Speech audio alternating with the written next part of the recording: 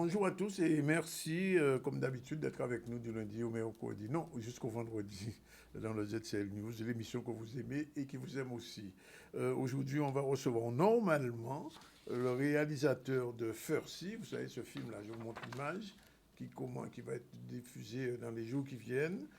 Fursi, Né libre, un film de Abd al-Malik, un nom un petit peu musulman, mais enfin bon, il sera là normalement dans un instant avec Flora, la responsable de communication du groupe Alizé. Et puis après, aujourd'hui, on aura une émission spéciale sur les financements publics, les clés. C'est un vrai débat que Claudie Lombion a fait avec Riak Kassan, Thérèse Dajardin, Thomas Procos et Manik Sia, petit quelqu'un qui sera avec nous.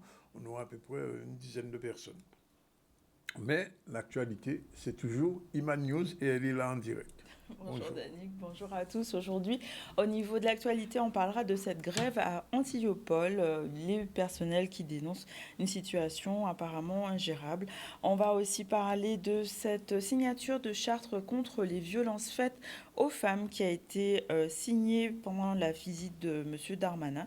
Une façon de renforcer la prévention, l'accompagnement et la protection des victimes. On ira ensuite sur Basse-Terre avec l'ouverture du village de Noël qui s'est installé, stand, animation, atelier pour le plaisir des enfants et des familles.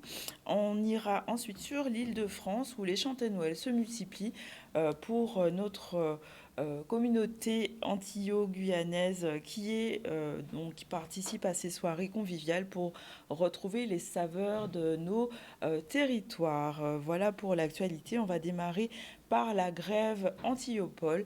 On voit justement cette grève qui a été soutenue par des personnels qui parle de moyens qui manquent, de surcharge de travail, d'équipements insuffisants. On voit un reportage d'Olivier Félix à ce sujet. L'idée, c'est de partir sur un mouvement de plus grande ampleur, une plus grande grève, pour obtenir les moyens. Aujourd'hui, c'est juste un coup de semonce, un avertissement pour leur dire qu'on a une plateforme de revendication qu'on a bâtie avec 5 organisations syndicales. On veut négocier, on veut des réponses à nos revendications. Ni trop de problèmes à France Travail. Nous ni au chômage de masse, au moins 2 fois plus qu'en France. Et malgré ça, nous pas ni moyens, nous pas ni formation, nous pas ni accompagnement valable, nous pas ni soyoka crier des prestations pour aider les demandeurs d'emploi.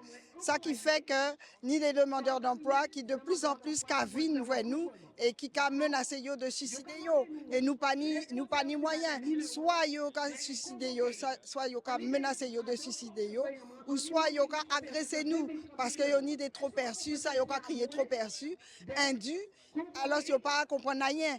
Et ça, c'est situation qui est créée par politique à gouvernement là. Politique à des dizaines d'années. Yoka supprimé, yoka rogné si droit à chômer. Et c'est nous qui avons récolté ça, nous les agents.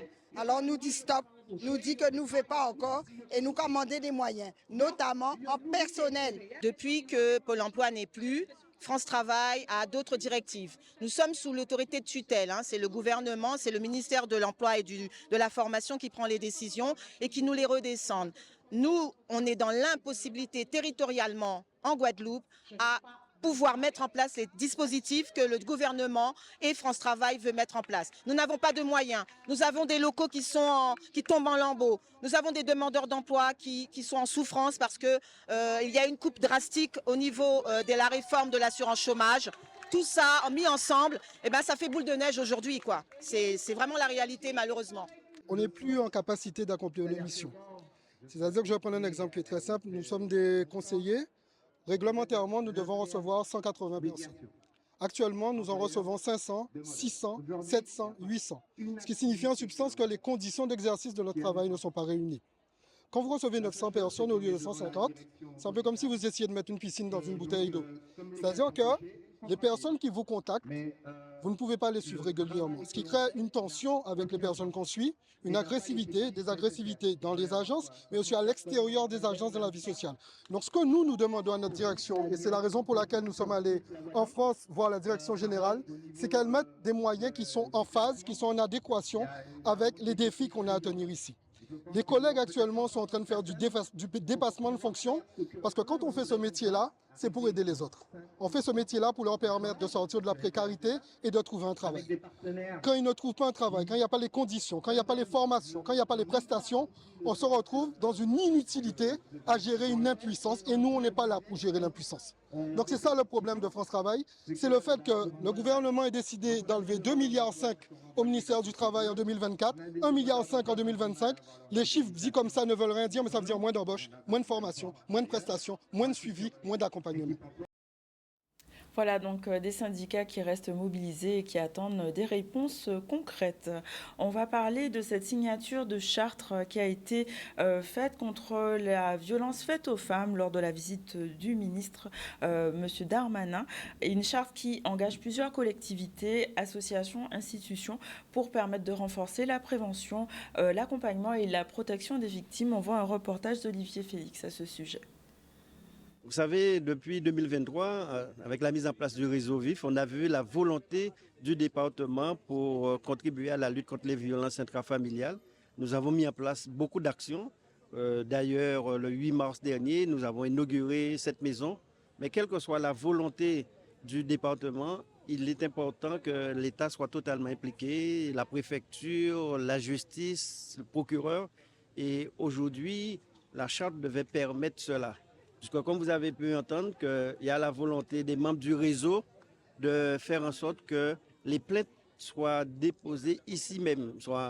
Et donc la venue du ministre a permis de clarifier cela et de faire en sorte que dès le mois de janvier, les femmes qui sont victimes de violences pourront ici venir et déposer leurs plaintes. Il y aura un système donc de rendez-vous, de planification pour que cela soit possible. Je pense que pour bien répondre à un phénomène, il faut le mesurer.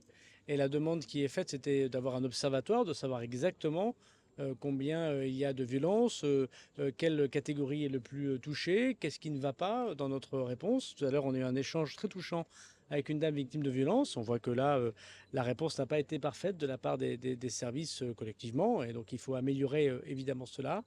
Et puis on a un deuxième point qui est très important, c'est de pouvoir prendre en considération dans toute la société les petits signaux faibles parfois qui montrent qu'il y a de la violence. Et alors la violence, elle est physique. Je pense que là tout le monde combat désormais les agressions sexuelles et les violences physiques, mais elle est de plus en plus psychologique.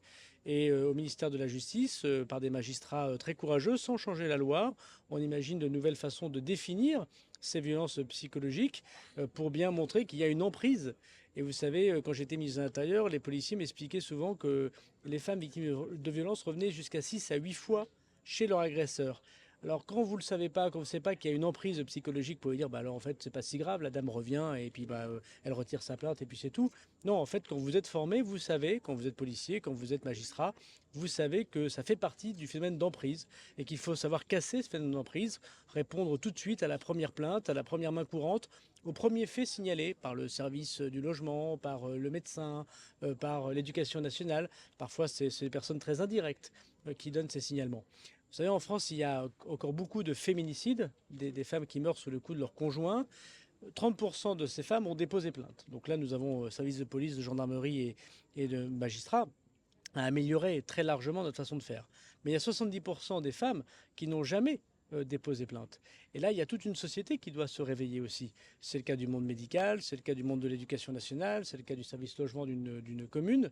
Et donc la Maison des femmes, comme aujourd'hui, la convention qu'on a signée, c'est aussi pour toucher ce chiffre noir qu'on ne voit pas et qui nous permettrait de sauver des femmes tous les jours.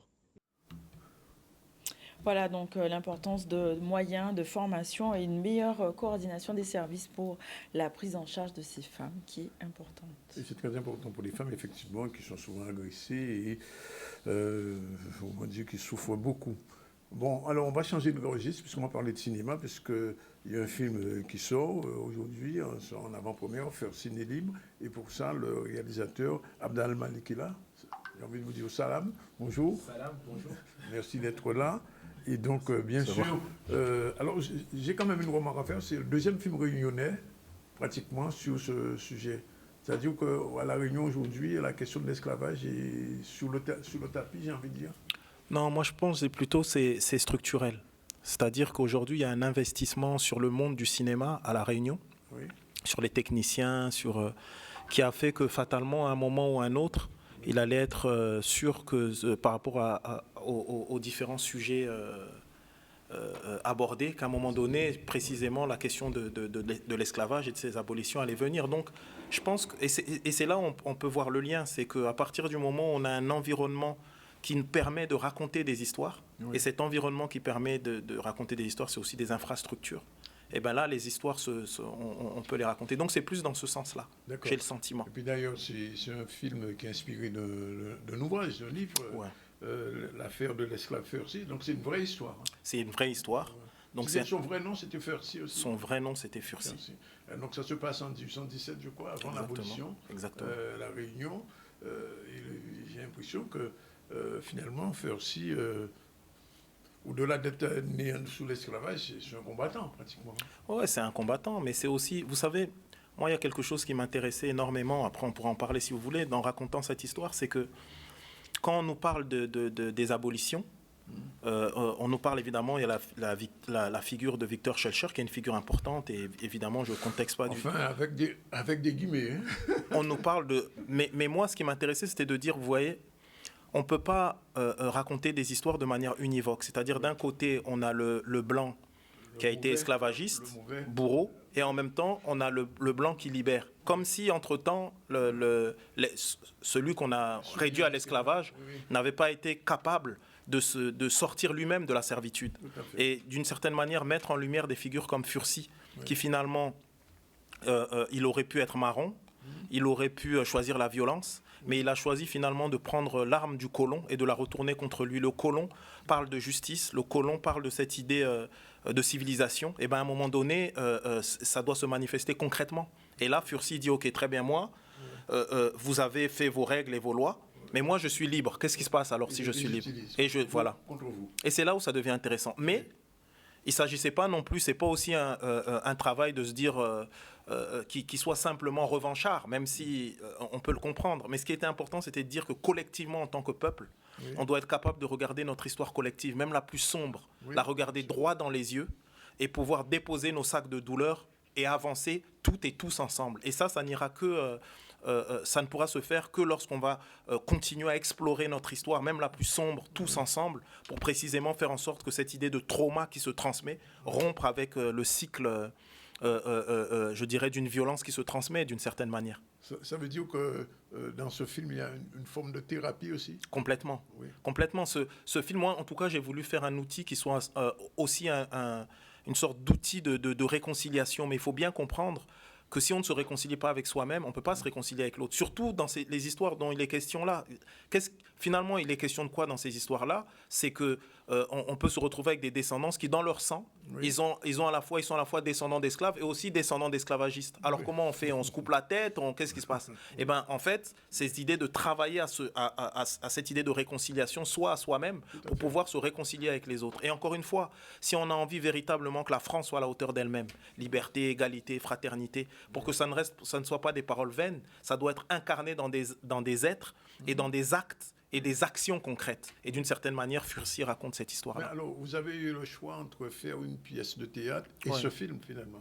Ça a été ça, mais disons que ça a été un tout petit peu plus complexe. C'est que lorsque les jeunes m'ont abordé en 2010 avec le livre, ils voulaient que le livre de Mohamed Aïssaoui, donc duquel est tiré le film, ils voulaient que j'en fasse une pièce de théâtre. Et à l'époque, moi, quand je l'ai lu, le sujet était dense, était lourd, était sérieux. Et je me sentais pas prêt, en fait. Et il s'est passé plein de choses dans ma vie qui ont fait que 10 ans après, il y a un producteur qui m'appelle, il me dit voilà, on aimerait travailler sur un projet, un film et tout ça, et on voudrait que ce soit toi qui le réalises. Donc je dis très bien, je vais les voir, et il me tend le livre de Mohamed Aïssaoui, mais 10 ans après. Et sauf que là, j'étais prêt. Je savais comment je pouvais raconter ça, et je savais comment je voulais raconter ça. Et puis c'était passé différentes choses dans ma vie qui m'ont fait prendre conscience plus que jamais que c'était au moment de l'affaire du meurtre de George Floyd, c'était à l'époque des procès de l'affaire Adama Traoré, etc. Être noir, c'est pas anodin en fait. Et plus que jamais, on doit pouvoir représenter l'universel en racontant cette histoire, finalement une histoire qui nous concerne toutes et qui nous concerne tous. En dehors du film, j'ai envie de quand même vous poser une question. J'ai eu l'occasion d'aller 2 fois à La Réunion. Ouais. Est-ce que les Réunionnais, j'ai envie de dire, glorifient Fursi? Les Réunionnais connaissaient Fursi, Oui. mais c'est le livre de Mohamed Aïssaoui qui a fait vraiment connaître la figure de Fursi. Oui. Et donc, du coup, aujourd'hui, c'est vrai que Fursi... Est-ce qu'il est rentré dans l'histoire bien sûr. Des Réunionnais d'aujourd'hui? Oui, il est rentré dans l'histoire des Réunionnais d'aujourd'hui. Il a une descendance, mais là, plus que jamais, c'est devenu... Moi, pour tout vous dire, je viens de la Réunion, là, où le film est sorti, il vient de sortir mercredi. Comment les Réunionnais, entre guillemets, apprécient ce film? Ça a été incroyable. Ça a été bouleversant. Parce que compte tenu de la diversité ethnique de la Réunion, en fait, que vous connaissez mieux que moi, bien sûr. je me suis posé la question, comment à la Réunion, un tel film peut être vu et compris et soutenu? Ça a été incroyable. Oui. Il a été soutenu, ça a été bouleversant, les avant-premières ont été incroyables. Mais moi, je tiens à préciser que même si c'est une histoire qui se passe à la Réunion, ce n'est pas une... C'est au cœur de la Réunion. Au cœur de la Réunion. Mais c'est une histoire qui parle autant ici à la Guadeloupe Tout à fait. qu'en Martinique, qu'en Guyane et aux États-Unis. Oui. Mais ce qui m'intéressait, parce que les Américains, finalement, ils ont fait des films sur l'esclavage, ils en font plusieurs. Mais nous, on est en 2025 et on en a eu 2. Oui. Et il y a eu le film de Simon Monteiro, très beau film, qui est sorti l'année dernière. Oui. Mais là, ce film-là, le mien, je voulais faire un grand film de cinéma qui mette le droit au centre, qui mette la justice au centre, qui à un moment donné est un vrai film de cinéma. On a Romain Duris, on a Vincent Macaigne, on a Anna Girardot, on a Philippe Torreton, enfin on a des figures de cinéma importants. Makita Samba qui fait un rôle extraordinaire, mais l'idée c'était de dire que moi je suis pas un historien, je suis un artiste, et il est important que nous autres artistes on puisse raconter comme ça cette histoire. Elle est fondamentale pour nous en tant que Français, pour nous en tant qu'Européens, c'est fondamental. Et encore une fois, l'histoire de la Réunion concerne la Guadeloupe également, la Martinique également, la Guyane, et voilà, donc c'est important. Je vous dis ça parce que j'imagine que ce film va être projeté en France. Ah bien sûr, bien Oui. sûr. Mais en France hexagonale, vous voulez dire? Oui, en France. En France hexagonale. Oui, en France. Alors, ici on dit France, hein, on dit pas... C'est vrai, mais moi je dis ça parce qu'à un moment donné, on doit être en cohérence. Oui. Je veux dire, il y a eu, je ne vais pas vous faire un cours d'histoire ici, Non, mais pas tout sur tout. La départementalisation et toutes ces choses-là. À un moment donné, moi j'ai le sentiment, voilà, je suis en France également ici, et que la France hexagonale, oui, ça sort. Dire ça en fait, Guadeloupe. Pardon? Faut pas trop dire ça comme ça. Ouais, mais en même temps, parce qu'en disant ça, je célèbre aussi la singularité guadeloupéenne. Parce qu'il faut quand même comprendre que la France est composé de... Il y a le peuple breton, il y a le peuple alsacien, il y a le peuple guadeloupéen aussi qui fait partie, si vous voulez. Donc à un moment donné, et oui, effectivement, il sort d'abord... En fait, j'ai voulu qu'il sorte d'abord aux Caraïbes et l'océan Indien, et il sortira le 14 janvier en France hexagonale. Non, je vous dis ça pourquoi? Parce que le dernier film guadeloupéen qui est arrivé en France, Fanon a eu beaucoup de difficultés à être distribué en France à cause du contenu du film. Bon, Zion s'est passé un petit peu plus facilement, mais Fanon, parce que vous savez que les Français de France... Quand vous dites les Français de France, vous voulez dire les Blancs, en fait. Oui, les Blancs France, comme on les appelle ici. Bon, alors, parce que c'est important. Vous dites les oreilles chez vous, nous, on les appelle les Blancs France. Bon, les Blancs France, parlons franc. Oui, ils ont des difficultés avec leur histoire. Mais regardez. Mais oui, en fait, il faut que vous compreniez que ça se passe dans les deux sens. Oui, un trauma, il y a, si vous voulez, le complexe d'infériorité est miroir au complexe de supériorité. Tout à fait. Et c'est important à un moment donné, quand je dis réconciliation ou thérapie ou guérison, ça ne concerne pas que nous les Noirs, ça concerne les Blancs aussi. Surtout et c'est hyper important, c'est-à-dire qu'à un moment donné, on a envie de cette harmonie. Mais cette harmonie, à un moment donné, ça doit être volontaire. La résilience, c'est compliqué quelquefois, c'est ça. La résilience est compliquée, mais nécessaire. Parce que sinon, on va mourir, en fait. Oui. On va juste crever ensemble. Mais moi, j'ai envie de vivre, moi, vous voyez. Donc, l'idée, c'est... Nous avons envie de vivre. Hein? Non, mais je sais pas. Je parle pour moi. Le Fursi guadeloupéen, enfin, il ne s'appelle pas Fursi, il s'appelle Delgrès. Il est mort en disant vivre libre ou mourir, en refusant l'esclavage. C'est-à-dire, il s'est suicidé avec 300 soldats en 1802, bien avant l'abolition de l'esclavage officiel. Et parce qu'il se battait, parce que Napoléon a voulu rétablir l'esclavage ici. On a eu, je ne fais pas non plus un cours d'histoire, mais on a eu 2 abolitions. On a eu une en 1794, Et Napoléon a trouvé que c'était trop pour les Africains qui étaient soumis à l'esclavage. Il a voulu rétablir l'esclavage. Et donc, il y a une sorte de révolution ici avec des Guadeloupéens, la mulâtresse solitude, enfin, etc., etc. Et donc, Delgrès, il est mort en disant « vivre libre ou mourir ». Et c'est resté dans notre histoire. Et aujourd'hui, on le dit encore. Mais en tout cas, moi, je le dis aussi. Ah bon? Vivre... non, c'est important. Non, c'est bon, mais c'est bon. Hein. Juste si vous me permettez, on peut s'arrêter juste un instant sur ça. Vivre libre ou mourir, pour moi, c'est fondamental. Ouais. On peut pas écrire dans les frontons des lieux publics, etc. Liberté, égalité, fraternité. Voilà. Et je veux dire, à un moment donné, et de mon point de vue, je suis de cette génération qui pense que ça suffit. On doit actualiser les choses vraiment. Ça doit être vraiment ça. Ouais. Et c'est en ce sens où l'histoire de Furcy, pour moi, elle était exemplaire parce qu'il prenait l'arme du colon et il la retourne contre lui. On ne peut pas faire de la rhétorique matin, midi et soir parce qu'il y a des vies et il y a des millions de personnes qui ont subi ces traumas dans leur chair, véritablement. Et en ce sens-là, mon travail, c'est ça, c'est travailler pour la liberté. Et sinon, il n'y a pas d'alternative d'une certaine manière. Donc voilà. Non, c'est un film nécessaire, utile pour les Guadeloupéens, pour les Caribéens. Et je pense même peut-être qu'un jour, il y aura une version anglaise de ce film. En fait, moi, j'ai envie de vous dire, le centre de mon combat n'est pas les anglo-saxons. Ils savent bien faire. Dans la Caraïbe, je parle. Hein. Pour le reste de la Caraïbe. Mais ils ont des choses, la Caraïbe. Il y a eu des films.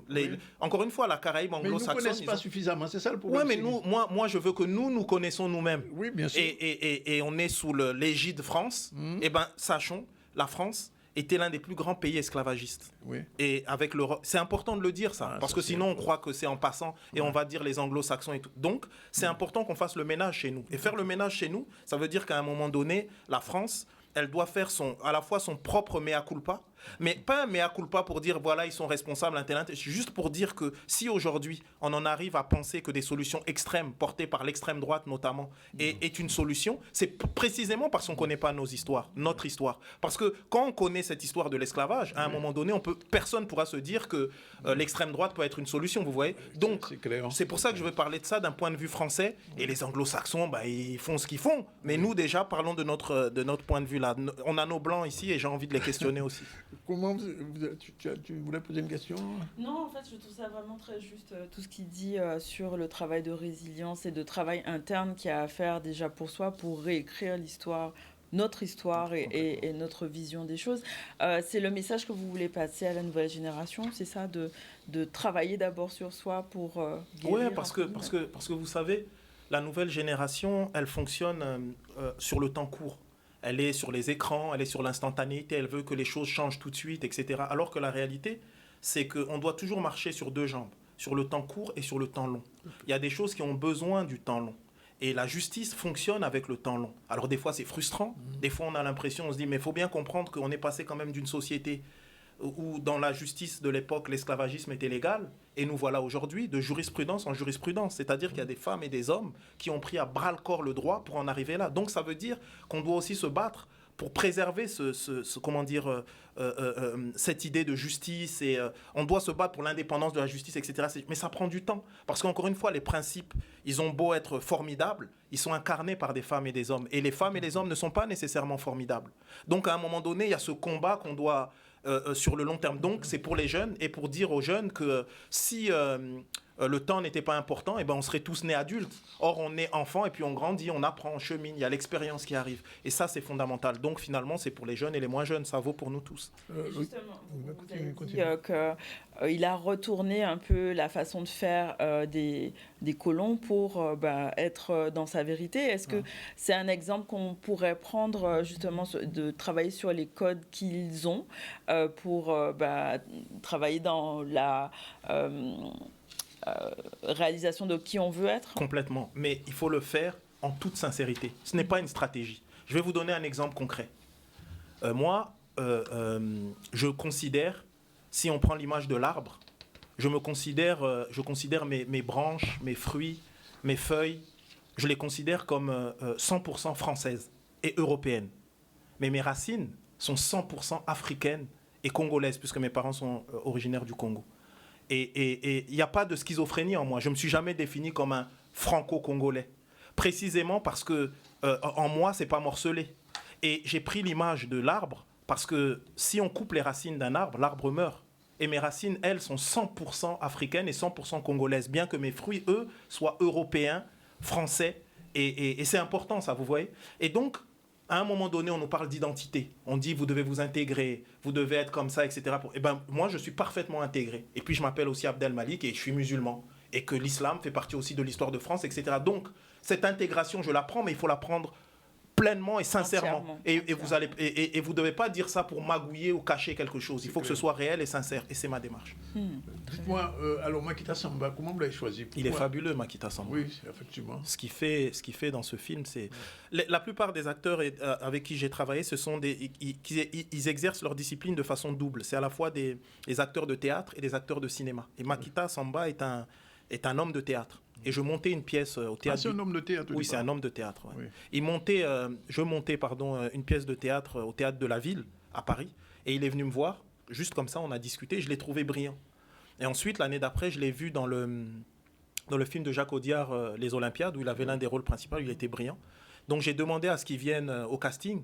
Et quand il est venu pour le casting, pour Fursi, j'ai vu beaucoup de monde. Il est venu, il a ouvert la porte, il est rentré. La manière qu'il avait de se mouvoir dans l'espace, la manière dont il me regardait, ses silences. J'ai dit là, Fursi vient de rentrer dans la pièce. Alors, autre chose, c'est au niveau de la musique. Comment vous avez choisi, pu avoir ce type de musique pour ce film?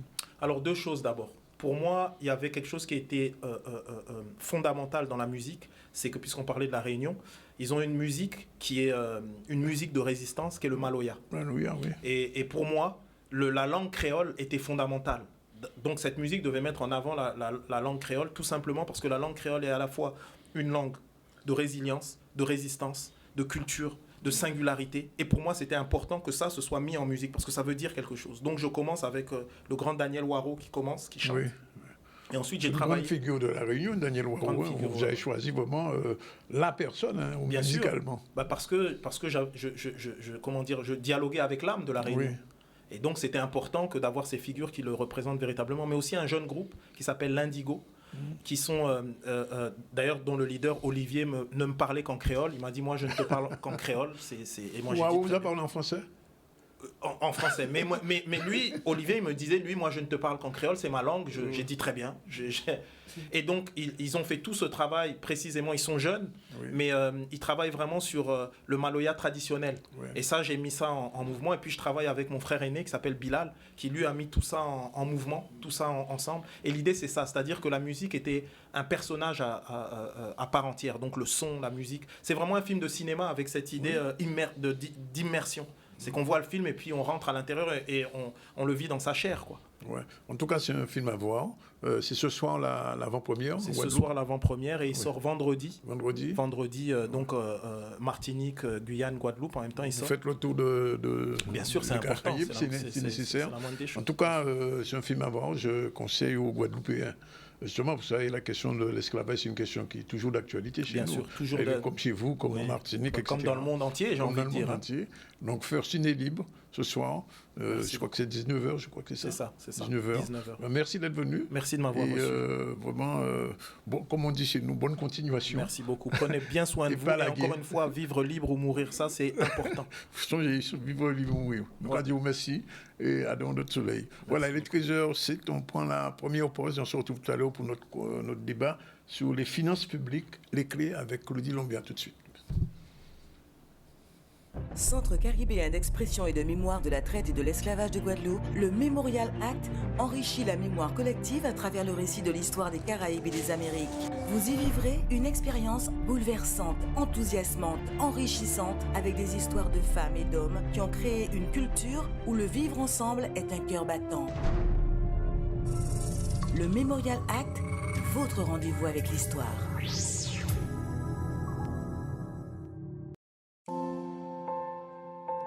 Vous avez constaté que certaines situations se répétaient au sein de votre famille. Mêmes échecs, mêmes maladies, même type de relation. Et si ce n'était pas seulement lié à votre histoire personnelle, mais un héritage émotionnel encombrant. Rassurez-vous, tout est réversible. Un temps collectif de libération des blessures de génération familiale aura lieu les 6 et 7 décembre. Pour en savoir plus, contactez-moi au 06 91 27 78 73. Voilà, il est exactement 13h12. Je vous l'ai dit, on a une édition un peu spéciale. Alors, il faut que je fasse une petite historique. Il y a quelques semaines, un jour, je suis tombé sur Claudie et je lui ai dit, peut-être qu'il serait bien que tu fasses une chronique sur ta spécialité, puisqu'elle est spécialiste dans les financements publics, les fonds qui passent, qui circulent, etc., et que les gens ne savent pas comment les retrouver, les regrouper et surtout les utiliser. Et donc, je lui ai dit un jour, il faudra faire une émission spéciale sur ça, parce qu'il y a beaucoup de Guadeloupéens qui ne savent pas. D'ailleurs, on entend souvent dire « Ah ouais, les fonds européens sont partis, on ne les a pas utilisés, patati patata, etc. » Et donc, il fallait faire un petit point sur cette question. C'est une question essentielle, parce que ces fonds européens, c'est pas un cadeau qu'on nous fait. C'est de l'argent public qui est souvent voté, mais peut-être faudrait-il de plus en plus des gens comme Claudie pour permettre aux gens de bien taper là où il faut taper, pour pouvoir récupérer ces fonds et travailler dans ce sens-là, que ce soit les associations, les entreprises, etc. Alors, donc, bienvenue à tous aujourd'hui et merci à Claudie d'abord d'avoir l'idée de vous inviter. Même si c'est votre première fois, mais il faut toujours une première fois pour commencer. Après la première fois, il y a une deuxième fois. Vous savez quoi? Quand on fait un débat, qu'on a parlé pendant 2 ou 3, 20 minutes, on dit, qui veut poser la première question? Il n'y a jamais de première question, alors on demande la deuxième. Et ça passe tout de suite après. Bon, alors, en tout cas, Claudie, merci. On fait un rapide rappel des titres de l'actu d'aujourd'hui, et puis on passe la parole à Claudie. Oui, on a parlé de la grève à Antillopol. On a aussi évoqué la signature de cette charte concernant les violences faites aux femmes qui a été signée. On parlera de Noël bientôt avec le village de Noël qui est sur Basse-Terre et en Île-de-France où les chantiers Noël battent leur plein. Bien sûr. Alors, comment articuler les financements publics, financements privés et l'accompagnement pour permettre aux projets innovants d'émerger, de se consolider, de se développer durablement? En Guadeloupe, on en a besoin, surtout en ce moment. Vous savez que le budget est en train d'être voté en France en ce moment, avec toutes les difficultés que vous savez. Donc, c'est normal et même essentiel, voire utile, que Claudie aujourd'hui ait invité toutes ces personnes pour pouvoir parler de ça. Claudie, tu as la parole. Très bien, merci beaucoup. Je crois qu'il y a un petit générique oui, bien sûr, comme d'habitude. Oui. Et merci en tout cas, Nanick, pour ta confiance. Et je suis très, très, très honorée. Tu es bien entourée. Ouais, très bien entourée. J'ai sélectionné les crèmes de des crèmes et des crèmes sur la thématique financement public, mais singulièrement sur le financement de l'innovation et l'ingénierie de financement public-privé, avec donc à ma droite les experts et à ma gauche les grands témoins qui vont vous rendre un petit peu dynamique, en tout cas, cet échange autour d'une thématique ô combien importante pour le développement économique de notre territoire. Alors, générique, c'est parti.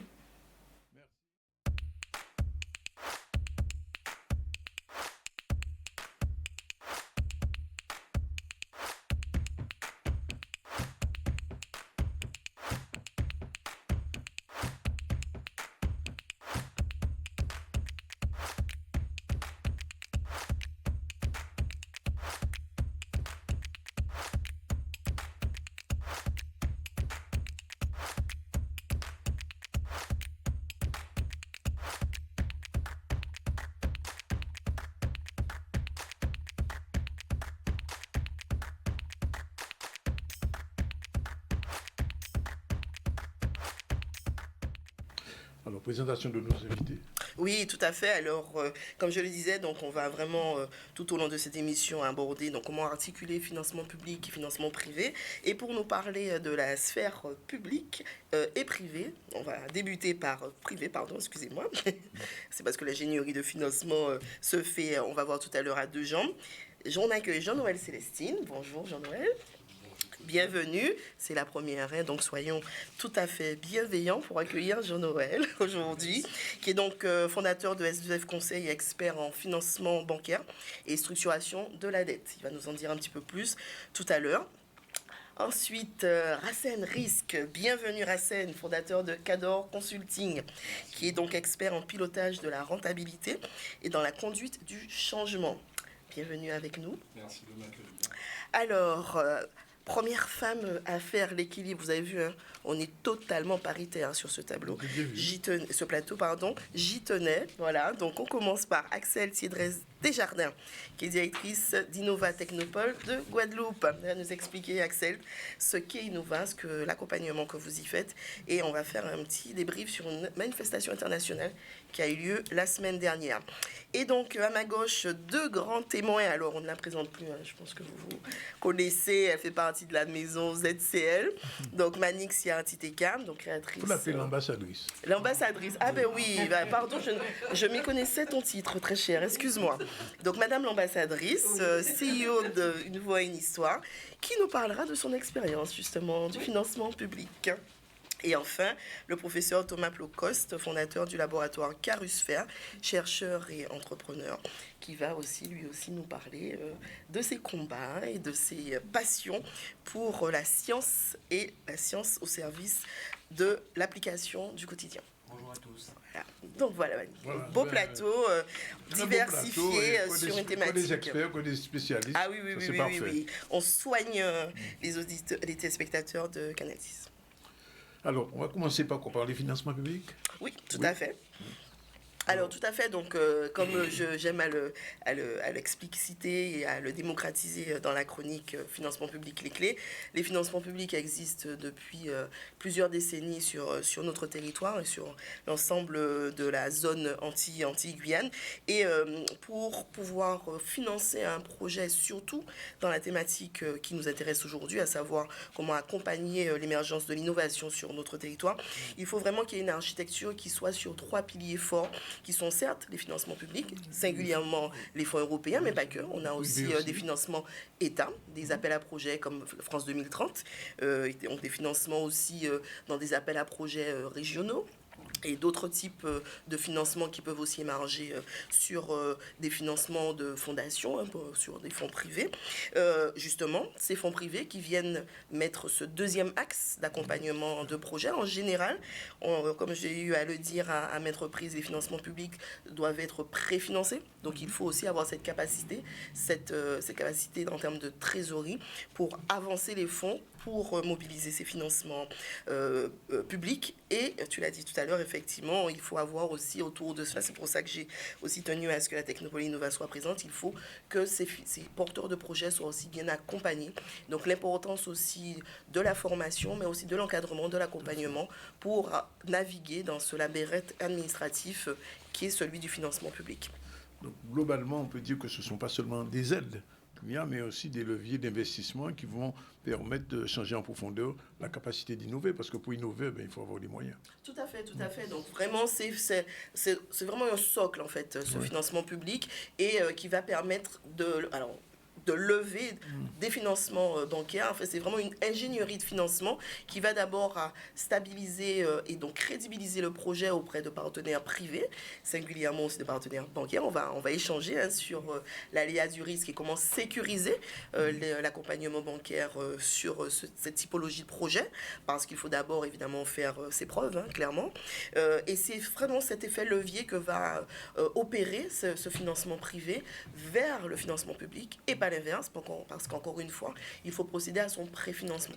Donc en effet, le fait d'articuler ces financements publics et privés va aussi donner de la crédibilité au projet, et à partir du moment où il aura passé cette phase, on va voir tout à l'heure avec Axel sa phase d'amorçage, et il va pouvoir rentrer dans une phase de développement, et pourquoi pas séduire d'autres financements, d'autres types de financements, et pourquoi pas des financements privés, de fonds d'investissement par exemple. Parce que d'une manière générale, il faut le dire quand même, l'innovation ne se développe pas seule.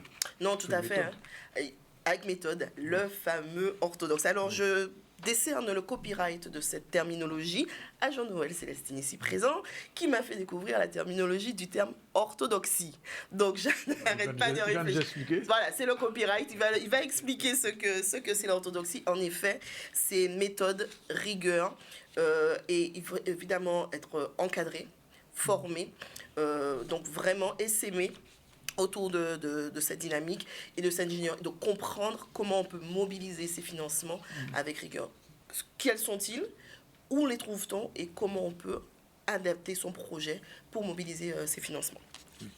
Alors, deux petits mots quand même. Tu parleras tout à l'heure de la Caribbean Innovation Day. Tout à fait. On va faire un retour, un petit focus sur les Caribbean Innovation Days, puisque la Guadeloupe a été et devient aujourd'hui, mais a été singulièrement pendant toute une semaine le carrefour caribéen de l'innovation.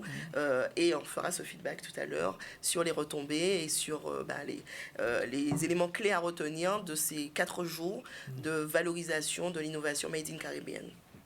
L'autre question qui se pose, c'est quand on parle d'ingénierie de financement, est-ce que c'est une question de stratégie, de méthode, ou simplement c'est des opportunités qu'on essaie de grappiller? Alors j'oserais dire les trois à la fois en fait. Il faut avoir une vision et une ambition stratégique en termes de positionnement sur le sujet son sujet de prédilection. On va voir tout à l'heure, nos 2 témoins vont illustrer avec brio cette thématique. Donc comment en fait on pense et on construit son projet et sa stratégie. Comment en fait de cette idée on transforme cela en un business model.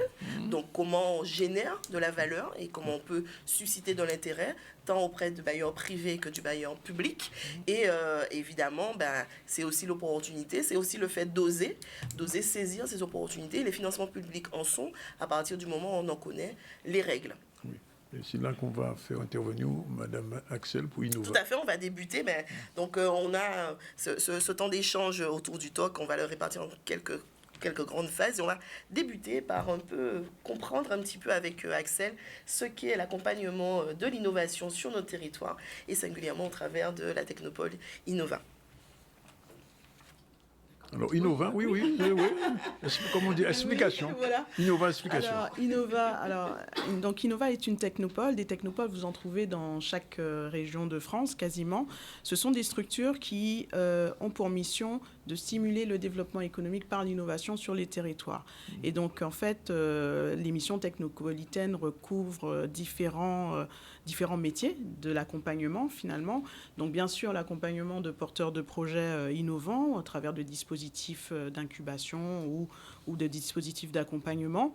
Au sens large du terme, ou même aussi en fait accompagner les collectivités dans des projets structurants pour les filières, des filières stratégiques pour le territoire autour de projets souvent de démonstrateurs, d'outils de mutualisation de moyens qui vont renforcer et donc dynamiser ou transformer en fait les filières traditionnelles d'un territoire. Il y a aussi bien sûr une mission du coup de marketing territorial, de promotion en fait du territoire pour pouvoir attirer non seulement des porteurs de projets mais aussi des investisseurs, voilà, puisque c'est le nerf de la guerre, c'est le cœur de notre sujet aujourd'hui. Donc en fait toutes ces missions combinées ne sont possibles que par une action d'animation que l'on porte, donc à travers 3, on va dire même 4 publics cibles. C'est ce qu'on appelle la quadruple hélice en fait de l'innovation. Donc les collectivités, puisqu'elles sont moteurs, elles sont motrices. Non, elles ne sont pas forcément numéro 1. Je les nomme en premier, bon, voilà. Mais en fait, il n'y a pas d'ordre. Donc les collectivités, les instituts de recherche et d'enseignement supérieur, les entrepreneurs, donc le monde économique, donc à travers les startups, mais aussi les PME bien installées qui cherchent à rester compétitives par l'innovation, et la société civile à travers justement cette jeune génération qu'il faut acculturer, former en fait pour l'avenir à la stratégie d'innovation. Alors quand par exemple quelqu'un vient voir Innova, qu'est-ce que vous lui dites? Comment ça se passe? Quelle est la méthodologie que vous impulsez? Alors souvent, ce sont donc principalement les porteurs de projets qui viennent nous voir. Donc en fait, on a une phase, je dirais, de diagnostic, d'innovation pour déjà déterminer est-ce qu'ils frappent forcément à la bonne porte.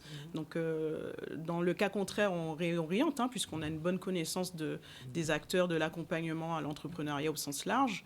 C'est vrai que nous, on se spécialise vraiment sur l'innovation. Et fort de ce diagnostic, en fait, on est à même en fait de proposer à chaque porteur de projet une feuille de route d'accompagnement, donc 360 degrés, sur tous les aspects managériaux de l'innovation, mais pas que, mais aussi sur les aspects liés à la R&D, puisque c'est bien d'avoir un projet ou une idée, un projet innovant.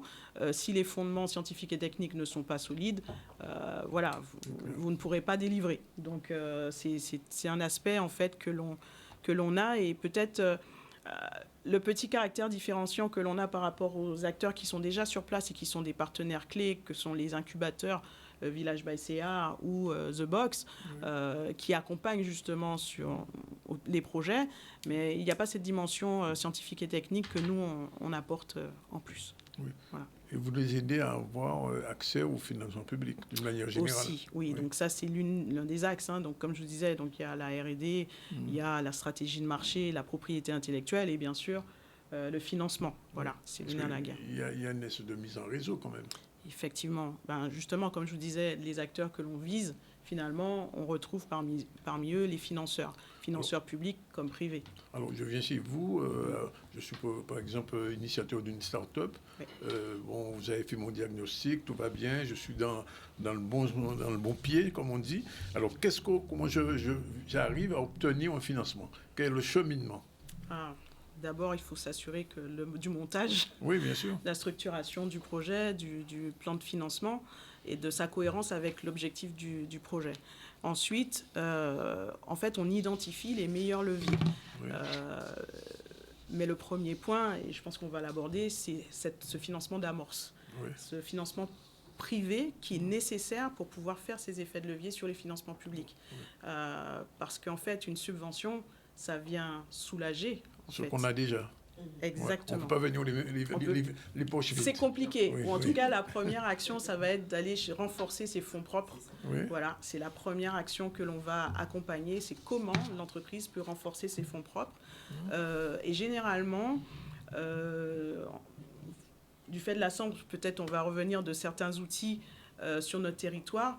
Le premier axe d'accompagnement que l'on a avec les porteurs de projets, souvent, c'est de voir comment ils peuvent déjà réaliser du chiffre d'affaires avec ceux qu'ils ont déjà, en faisant la preuve de concept, la preuve de marché surtout de leur innovation, comment ils peuvent déjà, petit à petit, déjà se constituer des fonds propres, faire du chiffre d'affaires et en parallèle, bien sûr, aller rencontrer des financeurs privés, donc des investisseurs, pitcher leurs projets, donc on les forme à ça, à pitcher leurs projets, vendre les mérites de leurs projets pour convaincre un investisseur de oui, parce que c'est important. Je crois quand même que vous donnez un petit résumé de la méthode Innova. C'est ça. C'est ça, parce qu'enfin, les gens qui regardent, qui sont intéressés, disent oui, d'accord, mais quelle est votre méthode? Qu'est-ce que vous préconisez? Est-ce qu'il y a, j'ai envie de dire, un ABCD de votre méthode?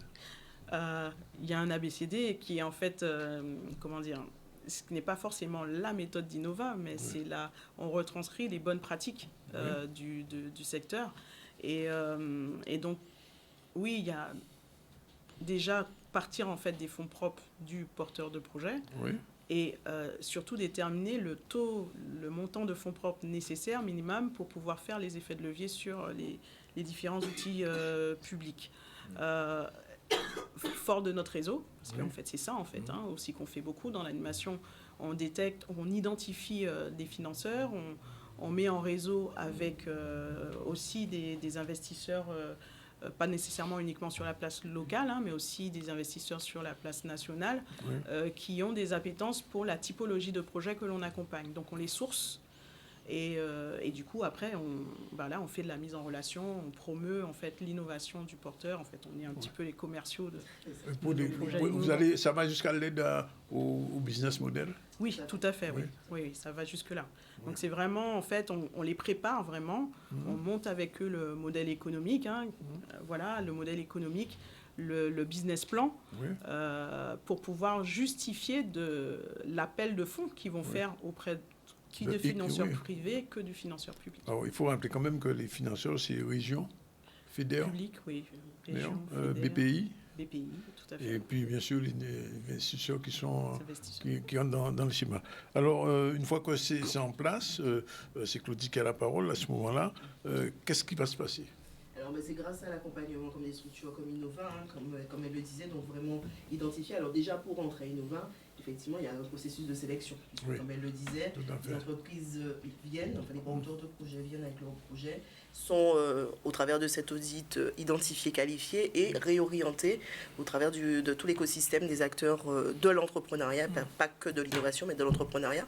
Et c'est véritablement cet apport méthodologique et de réseau ici et ailleurs, cette passerelle aussi que fait la Technopole. Et donc c'est ça, hein, à partir du moment où le projet il est clair, il est lisible, il est correctement monté et présenté, son business model est bien identifié, ça permet d'aller mobiliser ces financements privés publics et de mettre en route cette dynamique d'ingénierie de financement public-privé.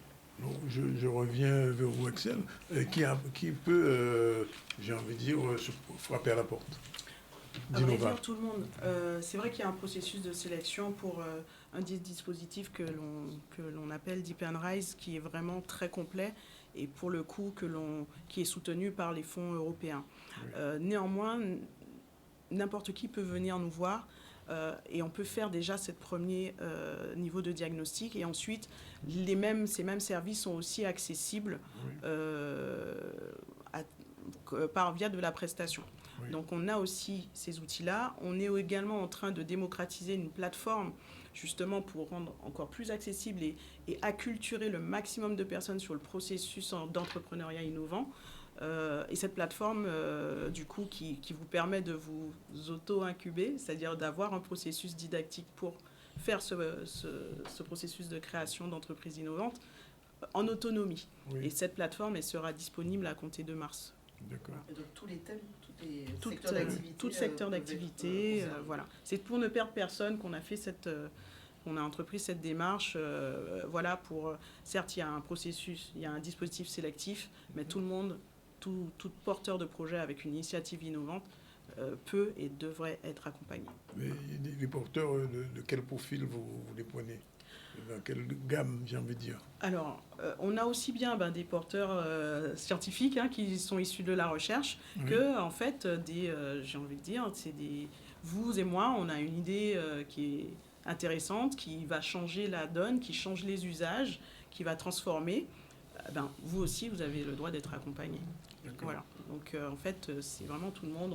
On a vraiment tous les profils, des profils très scientifiques, comme des profils autodidactes Mais quand même, il y a quand même quelque chose d'essentiel, il faut que ce soit dans l'innovation. Oui, par contre, oui. C'est-à-dire ne pas faire des choses qui existent déjà. Exactement. Oui. Donc c'est le premier pas, c'est cette partie. C'est ce qui fait vraiment l'originalité du Technopole, en fait. Oui, bien sûr. Véritablement. Alors, justement, parmi les projets accompagnés, il y a eu, je vois, Carisphère, tout à fait. Un start-up issu de la recherche scientifique et qui a su structurer un montage public-privé en plus, remarquable. Alors, on aura des explications. Tout à fait, du professeur Bloucost. Oui, bonjour à tous encore. Oui. Donc, Carisphère est une start-up créée en 2018. Nous travaillons sur tout ce qui est la pollution atmosphérique et le changement climatique dans les zones tropicales. Oui. L'idée, c'est de produire de la connaissance scientifique, car nous avons remarqué que de nombreuses normes, que ce soit européennes, américaines, ne correspondent pas à nos latitudes tropicales. Et à partir de ces travaux que nous produisions, développer des produits adaptés à nos territoires, oui. Donc pour la Caraïbe et pour d'autres zones tropicales. Donc Carisphère, c'est un petit peu ça notre grande vision. Oui. Quel type de projet? On fait un exemple comme ça. Alors, nous sommes lauréats d'un projet Interreg où nous développons, qui s'appelle Carian, une plateforme d'intelligence atmosphérique pour la Caraïbe, où nous développons un nouveau réseau de la qualité de l'air. Donc, il y a 3 îles qui sont impliquées pour commencer, donc la Guadeloupe, la République dominicaine et Trinidad et Tobago. Et l'idée, c'est qu'à terme, toutes ces îles aient leur propre réseau. Et en fait, via nos travaux de recherche et via les travaux de recherche de nos partenaires, nous mettons en place des outils pour une meilleure prédiction et quantification, notamment de tout ce qui est brume de sable, si je pouvais prendre un exemple concret. Et donc, quand vous avez pris contact, comment ça s'est passé au regard de ce que disait Axel tout à l'heure? Ça s'est bien passé. D'ailleurs, nous sommes accompagnés par la Technopole Innova. Oui. En fait, donc moi, j'ai le fait de faire beaucoup de publications scientifiques, d'être reconnu par mes pairs, ça m'a permis de d'abord faire un réseau scientifique et à partir de ce réseau scientifique, penser à des innovations qui pourraient répondre à nos réalités locales. Donc, pour prendre un exemple concret, là, nous sommes en train de déployer des stations de mesure où nous allons mesurer de manière simultanée donc, des polluants atmosphériques, que ce soit particulaires ou gazeux, des données météorologiques, mais également des propriétés des sols. Parce qu'avec le changement climatique, on le voit, que ce soit les brumes de sable, les échouements des algues sargasses, cela a de plus en plus d'impact sur nos écosystèmes tropicaux. Donc nous avons vraiment besoin de data, de données, parce que dans la Caraïbe, nous avons un désert météorologique, il y a très peu de données, donc nous avons déjà besoin de cette donnée pour pouvoir produire de la connaissance, et avec cette connaissance, produire des outils efficaces pour nos réalités tropicales. Je pose quand même la question, et vous vendez ce que vous faites, c'est-à-dire les recherches que vous faites, vous les proposez à qui? Alors, la finalité. Alors, Carusphere, nous sommes un laboratoire de recherche appliqué. Oui. Donc, nous nous situons entre le système académique et le monde entrepreneurial. Oui. L'idée, c'est que le constat, nous avons remarqué que entre le monde entrepreneurial et le monde académique, il y avait un besoin qui était des fois difficile à identifier. Donc, nous sommes insérés à ce niveau. Et en fait, l'idée est de deux types. Produire de la donnée que l'on revend à des institutions qui pourront mener leur propre axe de recherche, mais également apporter des produits finis pour différents types de secteurs, que ce soit les énergies renouvelables ou le secteur agricole, pour qu'ils puissent optimiser le rendement de leur production. Oui, juste un tout petit retour vers vous. Quand il est venu proposer Carusphere, comment vous avez réagi par rapport à l'innovation? Très positivement. Après, je pense que la première réaction, ça a été c'est quoi ta stratégie de propriété intellectuelle on en parle. Je pense que ça a été la première réaction. Et ensuite, je pense qu'avec Thomas, ça a été de le sortir du cadre scientifique et technique de recherche pour l'emmener dans le cadre réalité marché. Du marché. Oui. Réalité marché. Ça a été vraiment ça. Le cheminement se fait très très bien avec lui. C'est bien. Du coup, grâce aussi à notre réseau, en fait, il a pu être co-incubé avec Météo Fab, qui est l'incubateur de Météo France donc à Toulouse. Et donc, grâce à ça, il peut accéder justement à de la donnée. Il peut faire des simulations sur ce modèle, puisqu'il a développé un certain nombre d'algorithmes tenus au secret qui permettent justement d'avoir ce modèle prédictif qui est très, très pertinent. Il n'en parle pas, mais il a un niveau de détection qui est beaucoup plus fin que sur les brumes de sable que celui que l'on a, nous, en fait. Il a, on peut dire, 2 jours. Exactement. L'idée, c'est, comme je dis, de renommer les normes, mais tout cela vraiment appuyé sur de la science. C'est vraiment d'abord d'avoir une preuve scientifique, et une fois que les pairs ont donné leur accord, entre guillemets, leur validation, de publier ou pas. Effectivement, on parle de propriété intellectuelle, mais bon, nous, on doit toujours, en tant que labo de recherche privée, toujours publier parce que c'est notre carte de visite. Effectivement, comme l'a dit Axel, nous sommes la première société ultramarine incubée par Météo France à Toulouse. Et avec nos travaux, on travaille en étroite collaboration avec pas mal de pays à l'échelle régionale, mais aussi internationale. Donc l'idée, c'est ça, c'est de vraiment ramener le monde à la Caraïbe. Et que, comme nous avons toutes les compétences, et que, comme l'a si bien dit Claudie, ce sont les finances, le nerf de la guerre, et nous avons besoin pour développer nos projets. Donc l'idée, c'est ça, c'est que vraiment la Guadeloupe soit un hub de la pollution atmosphérique dans les zones tropicales. Alors, juste une avant-dernière question. Et que deviennent tous ces datas que vous rassemblez? Alors, tous ces datas sont collectés sur un serveur. Oui. Sur un serveur. En fait, la puissance et l'importance des données, c'est sur la longueur. Donc l'idée, c'est pas d'avoir un réseau avec 1 ou 2 ans de données, c'est à terme pour les générations futures qu'ils aient aussi un outil de développement. C'est vrai que nous faisons une double innovation parce que premièrement, nous faisons d'un côté la recherche. Pour publier, il faut innover, et de l'autre côté des outils. Donc c'est ce qu'ils appellent un petit peu la deep tech dans le langage tech. Et donc c'est une innovation à double niveau qui demande beaucoup d'énergie. Mais bon, je pars du principe que premièrement, pour résoudre des problèmes, il faut vivre dans le problème. Et que deuxièmement, étant aussi père de famille, et voyant comment autour de moi les gens sont impactés par certains phénomènes que nous pouvons prédire, je pense que qui mieux que nous pouvons apporter des solutions à notre propre problématique. Surtout dans la situation actuelle, transition climatique, avec toutes les dérives qu'on connaît, c'est important. Alors finalement, je reviens à toi, c'est un éclairage sur l'ingénierie scientifique en fait. Mais clairement, Thomas illustre projets deep tech, justement, qui ne mobilise pas uniquement la subvention, son modèle économique se construit justement pour pouvoir sécuriser un business model qui va générer du chiffre d'affaires, pour permettre à la fois de sécuriser le volet recherche fondamentale, qui va alimenter la crédibilité, en tout cas, du laboratoire, mais ensuite développer des outils et de la recherche appliquée qui puissent ensuite mobiliser des financements publics pour le déploiement. Et à la fois, comme il disait, c'est un peu double entrée, à la fois public, recherche académique, qui mobilise naturellement des financements publics, mais le volet deep tech, donc le volet technologique au service du marché, pour mobiliser des financements au travers de la vente et de son business model et de son développement naturel en tant qu'entrepreneur. Donc on a vraiment cette illustration d'ingénierie de financement public-privé qui, en prenant de la valeur au fur et à mesure, et aussi grâce au réseau apporté par la Technopole, permettra in fine de grossir et de mobiliser de plus en plus, et on l'espère, c'est tout le bien qu'on te souhaite, des financements tant publics que privés pour peut-être un jour vendre avec quelques zéros derrière. Oui. Alors, j'ai une dernière question à M. Plocos.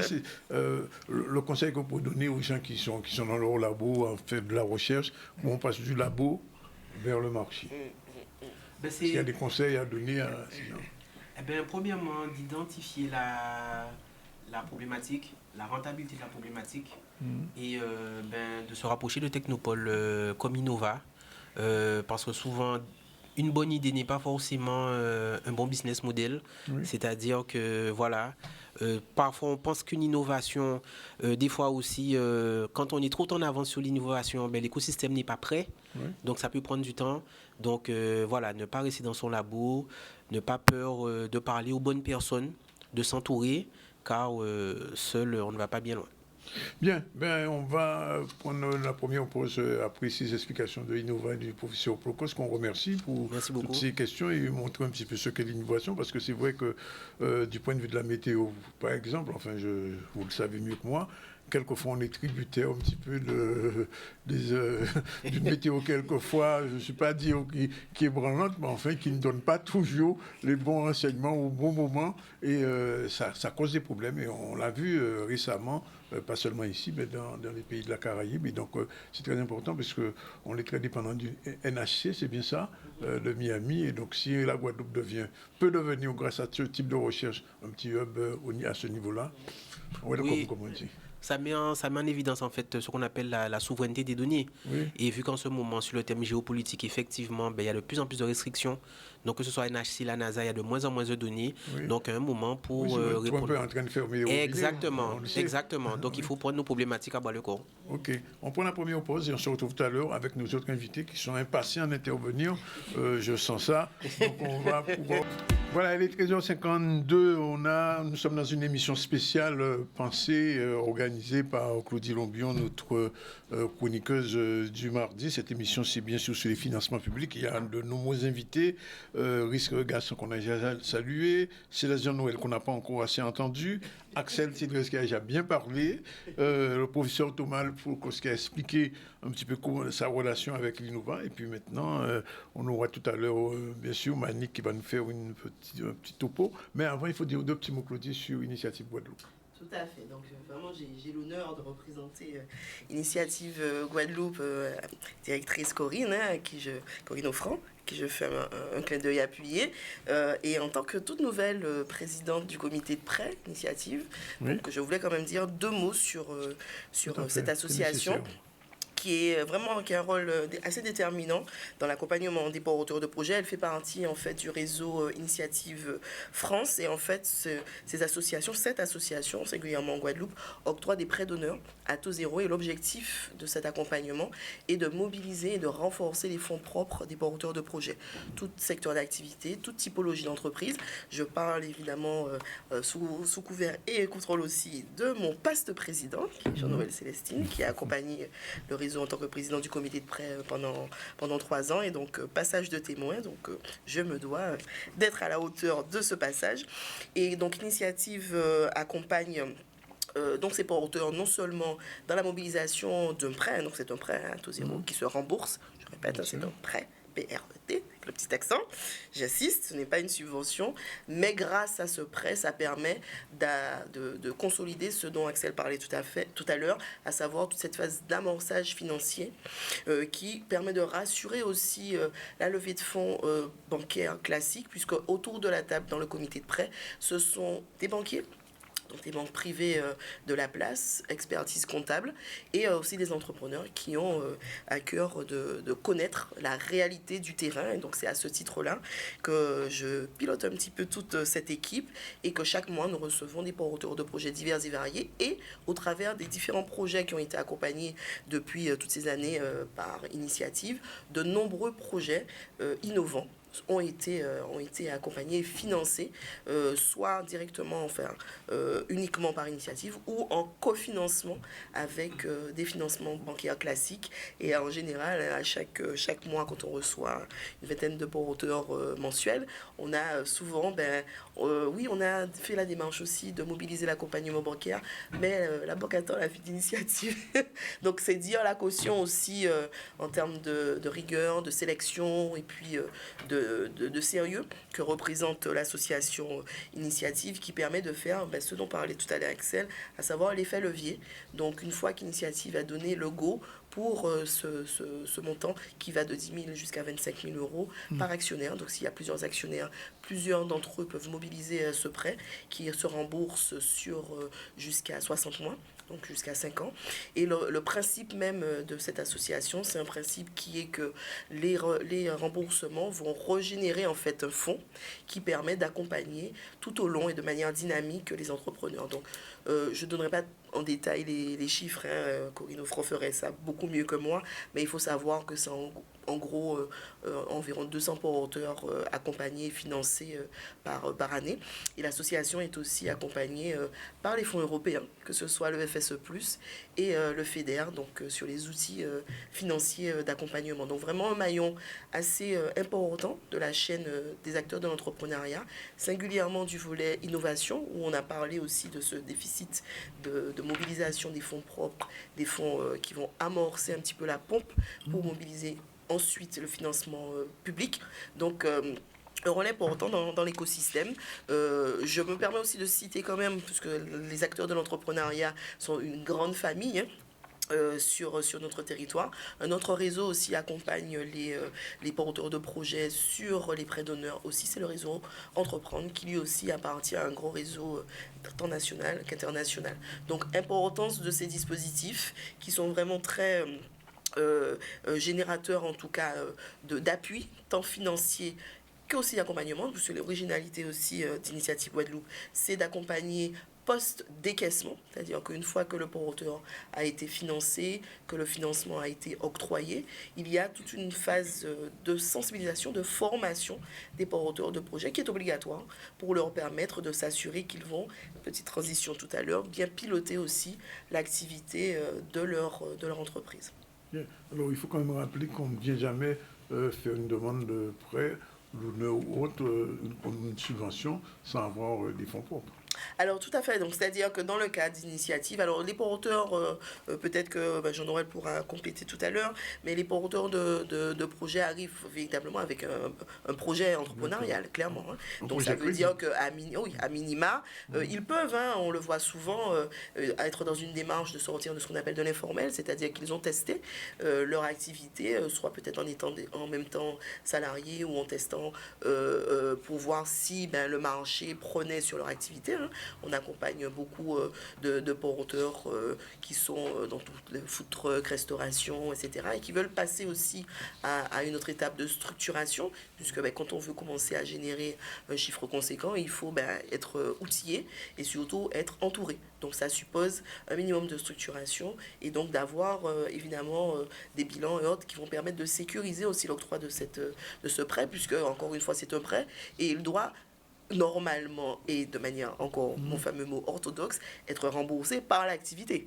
Et pas, ça ne doit pas être ces financements où aller faire le tour familial de la Love Money, j'ai un prêt à rembourser, est-ce que tu peux m'aider? Non, l'objectif est véritablement d'amorcer un développement d'une activité qui soit in fine pérenne. Bien, alors on va passer un stade de témoignage, puisqu'on Tout a à fait. un entrepreneur très connu, l'ambassadrice de la Guadeloupe. International, tu peux rajouter Tu peux continent africain, bientôt asiatique, un rapide point de vue sur comment elle est entrée dans ce processus et qu'est-ce qu'elle en a, entre guillemets, bénéficié. Je te laisse la parole. Ah non, vas-y, c'est à toi. Donc, je suis rentrée dans le processus très difficilement. Ah bon? Oui, puisque j'y suis allée toute seule. Voilà.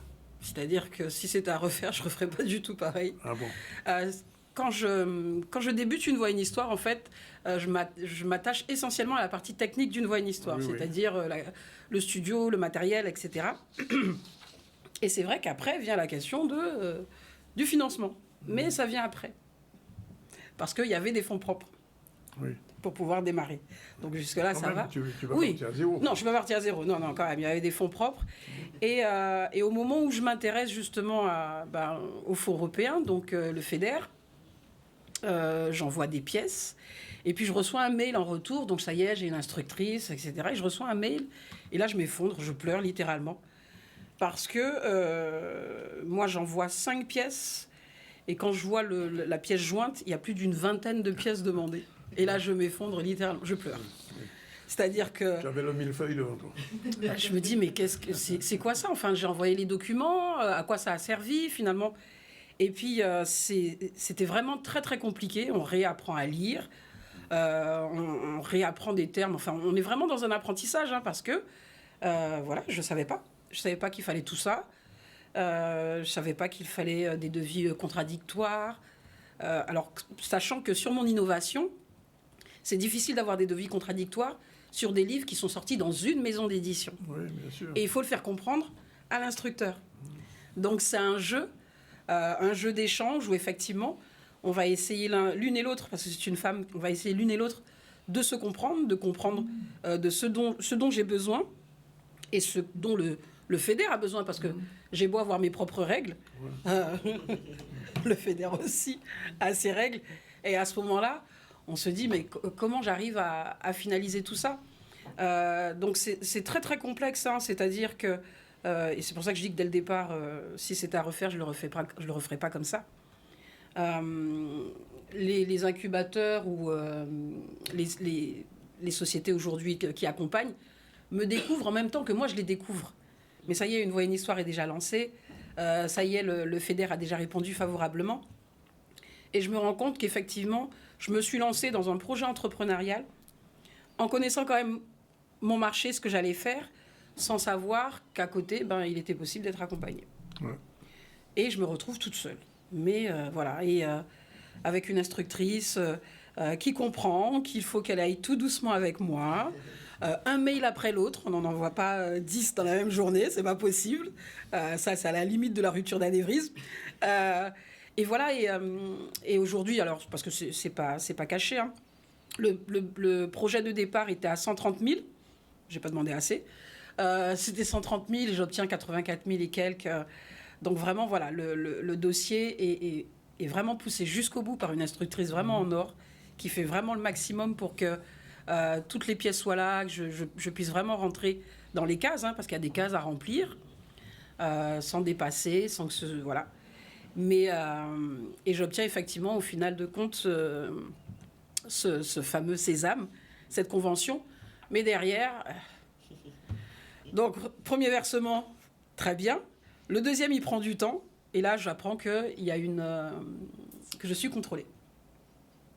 Pourquoi? Parce que je n'ai pas envoyé les photos des produits que j'ai achetés. Ah. Enfin, à un moment donné, je me dis, mais... Et là, littéralement, on me demande tous mes relevés de compte depuis le début, depuis l'ouverture de la structure. Ouais. Voilà, et ça tombe sur moi. On me dit que c'est aléatoire. Je me dis, aléatoire. Ah, je viens de loin, je pleure, il faut que je repleure. Et voilà, mais... Voilà, donc ils épluchent effectivement tous mes relevés de compte. Ils se rendent compte que ça correspond bien aux achats que j'ai effectués. Je fournis effectivement les preuves en envoyant des photos du matériel que j'ai acheté. Et là, tout devient beaucoup plus fluide. Mais encore une fois, ce sont des codes que moi je maîtrise pas, c'est-à-dire que j'aurais été accompagnée, déjà c'est pas moi qui aurais reçu le mail, c'est le cabinet des conseils, il y aurait eu d'abord quelqu'un avant moi, et ensuite on m'aurait dit Manick, il faut, mais là je le reçois vraiment de plein fouet. Et je repleure encore parce que ça dure 8 mois. Ça dure hyper longtemps. Sans réellement comprendre, parce que on essaye de m'expliquer, je veux pas comprendre, parce que j'ai tout fait. C'est ça en fait, c'est surtout que je ne veux pas comprendre. On essaie à chaque fois de me dire, Madame Siard, il nous faut ça, et je dis non, je peux plus. Pieds et mains liés, vous êtes en train de m'étrangler. Et en fait non, il m'étrangle pas, c'est moi qui n'écoute pas. Mais voilà, et quand on a que, j'entends, initiative, prêt à taux zéro, enfin... Oui, je ne sais pas encore initiative Guadeloupe. Non, mais moi, ça me donne presque envie de faire une autre société. Oui. Non, mais c'est clair. C'est-à-dire que ça donne envie de fermer la sienne, là, déjà la première, là, et dire, attends, on va recommencer. Maintenant que je connais les trucs et astuces, on va refaire les choses, mais de façon un petit peu plus... que je sois un petit peu plus light. Moi, en tant qu'entrepreneur, et un peu plus centré, finalement, sur mon entreprise, sur ce qu'elle doit produire, et que d'autres aient la tâche d'aller chercher les sous pour moi. Mais voilà, au final, quand même, je m'en sors bien. Et c'est vrai que Europe, le FEDER a souligné quand même le travail que j'ai pu faire avec ce financement, puisqu'il a été réellement utilisé pour la plateforme. En bon escient, et tu as versé des larmes de l'innovation. Oui, j'ai versé beaucoup de larmes, parce qu'en plus, j'obtiens la convention le jour de mon anniversaire. Ah, mais tu vois. La convention est signée le 16 décembre, alors le jour de mon anniversaire et de l'anniversaire de la société. La convention est signée. Il n'y a pas de hasard. Non, sincèrement. Et ton karma est tombé. Et même les 8 mois de délai tombent ensuite sur mon anniversaire. Voilà. Donc à chaque fois, voilà. Donc c'est le 16 décembre, je le dis. N'hésitez pas. Deux petits mots sous ce témoignage. Le témoignage de Manick est extrêmement précieux en fait, puisque c'est là qu'on constate que la notion même d'ingénierie de financement, elle a dit au départ qu'elle avait des fonds propres. C'est-à-dire que ces fonds propres qui auraient dû être sanctuarisés de manière précieuse permettaient justement de faire cet effet levier, tant pour avoir plus de fonds propres et avoir peut-être un projet de plus grande envergure, et ensuite aller mobiliser le financement public. Et elle a dit effectivement, on l'a eu dit lors de précédentes chroniques, il y a un cadre, il y a un canevas en fait des financements publics, quel qu'il soit, et encore plus pour les financements européens. Il y a une langue particulière à parler, il y a un vocabulaire des termes, on parle de convention, d'acompte, de remontée de dépenses, etc.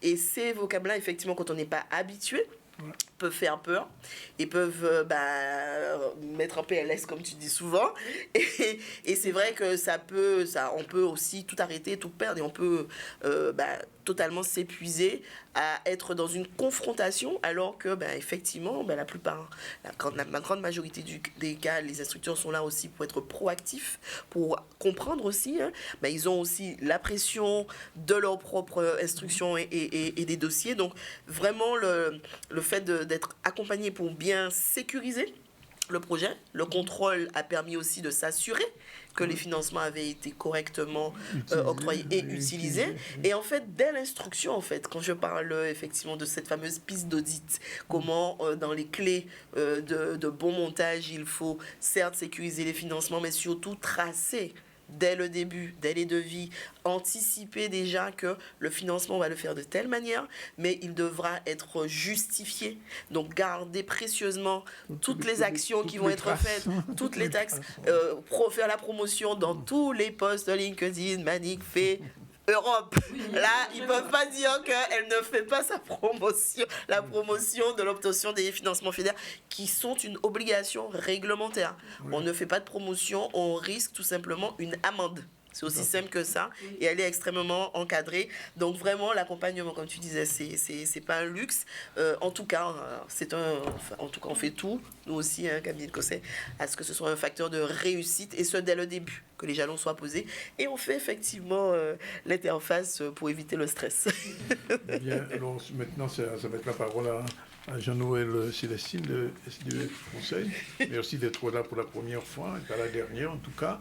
Vous êtes expert sur la structuration financière de la dette des entreprises avec plus de 15 ans dans le secteur bancaire, à peu près. Bien, comme on dit, welcome, bienvenue. Alors, comment la question de la dette et de la structure financière essentielle avant d'aller chercher une subvention? Alors, Danick, merci de me recevoir déjà aujourd'hui. J'ai envie de dire que la question en fait de la dette renvoie également aux attentes des banques. Oui. Aujourd'hui, quand on va souscrire de la dette, donc une dette se rembourse, on n'est plus en train de parler de subvention. Et donc, effectivement, ça sous-entend que derrière, on est capable de démontrer et d'expliquer. C'est ça. Et de surtout rassurer le prêteur. Oui. Voilà, rassurer le prêteur. J'ai envie de dire dans un contexte où on va prêter à une entreprise qui se retrouve en fait à être impacté par plusieurs paramètres, j'ai envie de dire, exogènes. On parle de subvention, par exemple avec Claudie. Quid du déblocage de cette subvention? Quand est-ce qu'il va tomber? Comment les dépenses seront effectivement tracées? La question de l'expert comptable, tout ça pour dire qu'en fait, autour de la structuration financière de la dette, la question qui se pose, c'est la répartition du risque. On est en train de parler de la répartition du risque. Qui porte le risque? Et il est hors de question, bien évidemment, qu'un seul intervenant, en l'occurrence un prêteur privé, une banque, assume de porter l'intégralité du risque sur une contrepartie. Voilà, on regarde les fonds propres. Donc on revient effectivement sur ce qui a été dit, l'importance d'avoir des fonds propres, d'arriver effectivement à tracer, j'ai envie de dire, un plan de financement qui soit cohérent, exhaustif, avec des investissements correctement identifiés. Quand je dis correctement identifiés, c'est-à-dire il ne s'agit pas uniquement de financer donc des investissements matériels. Il y a également toute la partie besoin en fonds de roulement. Comment l'entreprise va tourner. Et ça également, ce sont des sujets et des questions qui doivent être appréhendés pour pouvoir avoir une bonne capacité d'endettement aussi. Alors, la capacité d'endettement, on revient également là à la cohérence du modèle économique. Oui. Donc tout ça, en fait, ce sont des choses qui ont été exposées clairement. L'idée, c'est de comprendre et d'arriver à expliquer comment l'entreprise va tourner, comment elle va fonctionner, dans son modèle économique, qui sont ses clients, quels sont les canaux de distribution, etc., etc. Et on comprend pourquoi elle avait aussi autant de larmes. Oui. Oui. Non, mais c'est vrai, c'est important. Alors, ça veut dire que si les fonds propres, la capacité d'endettement, la cohérence du plan de financement et la soutenabilité économique ne sont pas réunis, il n'y a pas de quoi. En fait, ce qu'il s'agit de comprendre, c'est qu'on peut évoquer tous les ratios qu'on veut. Oui. À partir du moment où, et ça je tiens vraiment à le souligner, où on n'arrive pas à présenter un modèle économique clair, j'ai envie de dire clair, qui soit compris, la notion des ratios, elle ne tient pas. Ouais. On a envie de dire, oui, pour pouvoir faire un projet, il faut 30%. Ouais. Ce n'est pas nécessairement vrai. Il y a des projets où il va peut-être en falloir plus. Est-ce qu'il faut 10%? Est-ce qu'il faut 20%? Est-ce qu'il faut 30%? C'est au cas par cas. Ouais. Et effectivement, tout ça, en fait, je veux dire, il n'y a pas de dossier parfait. Ouais. Voilà. Mais globalement, sur cette question, qu'est-ce qui peut bloquer un financement? Ou qu'il soit bloqué par la banque, déjà non, ça ne passe pas. Alors, la question des fonds propres, effectivement, c'est un préalable. Oui. On ne peut pas arriver avec zéro. Ça, c'est clair et net. Après, il y a des solutions là-dessus. Souvent, ce qu'on peut observer là-dedans, sur les motifs de refus, c'est la clarté de l'écrit, puisqu'une banque, en fait, vous ne pourrez pas pitcher sur votre projet. Ouais. Il va falloir présenter un dossier, rédigé, en bonne et due forme, qui se positionne en amont des questions. Donc, ça veut dire qu'il puisse effectivement répondre aux questions que le banquier va se poser. D'accord. Et qu'il ait ses réponses tout de suite. La question des comptes annuels, aussi. La documentation comptable, comment elle est structurée, comment elle est organisée. Quand on parle de structuration de la dette, il ne s'agit pas que de la dette bancaire. Il y a tout le reste des dettes. Les dettes fiscales, les dettes sociales, les dettes fournisseurs. Une entreprise qui se retrouve à avoir effectivement accumulé tout un tas de dettes c'est clair. La question, c'est au final, comment je rembourse ça, quoi. Donc il faut que le business model soit bien clair, c'est bien défini. très exactement ça. La base, en fait, de tout, hein, du prévisionnel, j'ai envie de dire, c'est le modèle économique. C'est le modèle économique. On ne peut pas se contenter. Et souvent, c'est ça, c'est qu'on arrive, en fait, à... L'idée, c'est de trouver des dossiers où, en fait, on vous présente des chiffres et vous ne comprenez pas d'où ils viennent. Les débouchés n'ont pas été identifiés, les clients n'ont pas été identifiés, les partenaires clés n'ont pas été, j'ai envie de dire, verrouillés, sécurisés.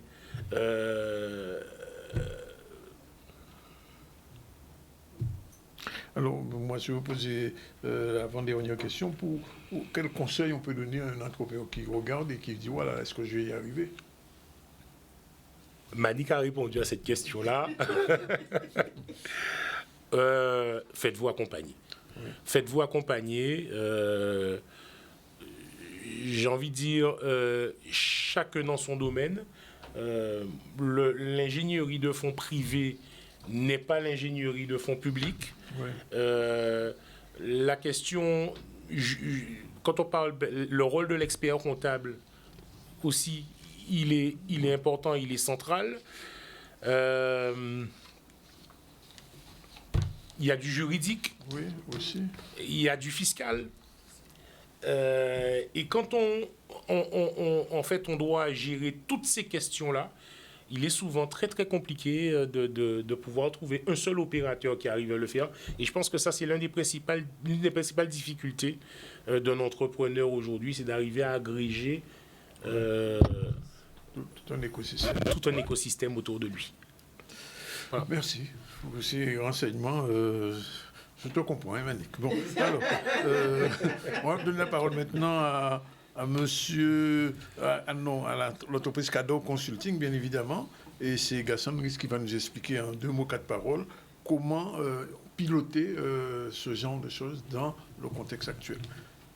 Parce que vous avez plus de 30 ans, je crois, que vous faites plus ça. Plus de 30 ans d'âge, oui. Oui, non, pas d'âge seulement. D'expérience, de pilotage, des stratégies. Ça me va aussi.